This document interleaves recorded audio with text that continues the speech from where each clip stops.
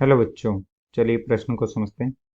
दाब बढ़ाकर किसी गैस का आयतन घटाने के लिए उस पर 400 जूल कार्य किया गया। यदि यह परिवर्तन रुद्धोष्म दशा में किया गया हो तो गैस की आंतरिक ऊर्जा में कितना परिवर्तन होगा तथा गैस कितनी ऊष्मा अवशोषित करेगा। मुख्य अवधारणा में हम देख सकते हैं कि ऊष्मागतिकी का प्रथम नियम से इसके अनुसार निकाय को दी गई ऊष्मा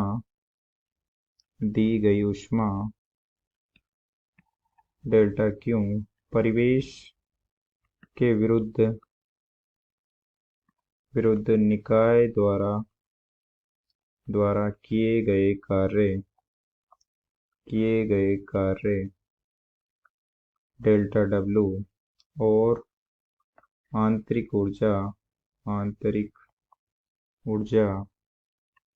डेल्टा यू में वृद्धि के योग के बराबर होती है।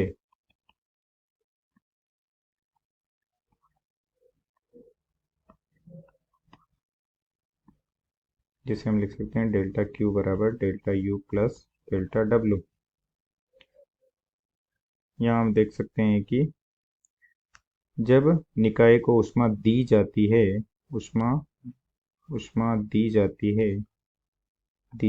है तो वो धनात्मक होती है तथा ऊष्मा निकाय से ली जाती है तो यह ऋणात्मक होती है तथा यदि आंतरिक ऊर्जा धनात्मक है तो ताप बढ़ रहा होता है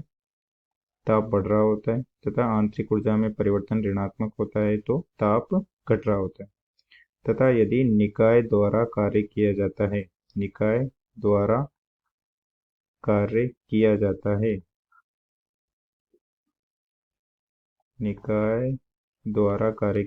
है तो वो धनात्मक होता है तथा निकाय पर कार्य किया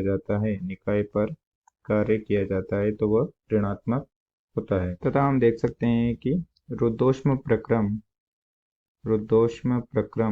ऐसा प्रक्रम है जिसमें निकाय व परिवेश के बीच ऊष्मा का कोई विनिमय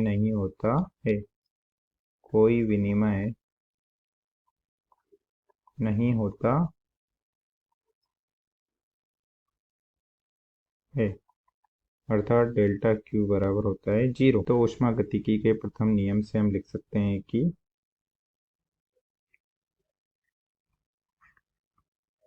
रुद्धोष्म के लिए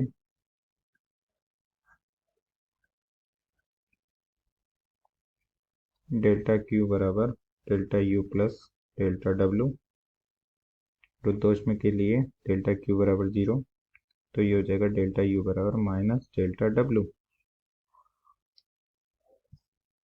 अब प्रश्न में दिया गया है कि दाब बढ़ाकर आयतन घटाने पर उस पर निकाय पर 400 जूल कार्य किया जाता है।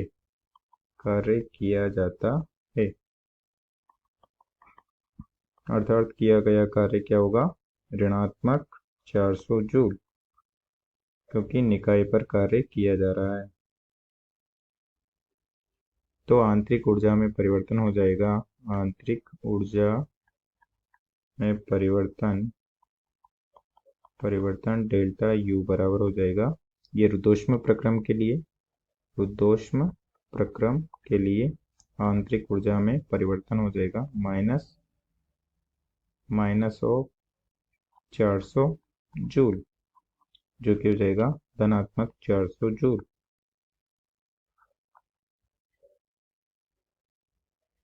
तथा हम देख सकते हैं कि रुद्धोष्म प्रक्रम में ऊष्मा में परिवर्तन 0 होता है। अतः प्रक्रम द्वारा कोई ऊष्मा का अवशोषण नहीं होगा, कोई ऊष्मा का अवशोषण अवशोषण अवशोषण नहीं होगा। अतः दिए गए प्रश्न के सभी प्रश्नों का उत्तर हमने दे दिया है। आशा करते हैं आपको समझ में आया होगा। धन्यवाद।